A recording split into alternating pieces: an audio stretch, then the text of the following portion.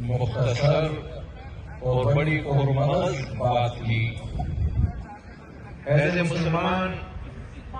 ہماری ذمہ داریاں کیا ہیں، ہم کس طرح اپنے تعلق کو اللہ سے مضبوط کر سکتے ہیں۔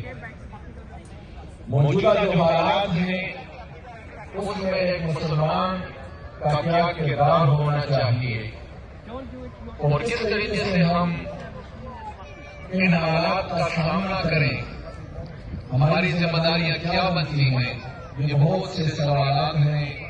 سوچنے کی باتیں ہیں اور آگے بڑھنے کے لیے لائحہ عمل کی ضرورت ہے۔ آج کا یہ دن جو کہ رمضان کے اختتام پر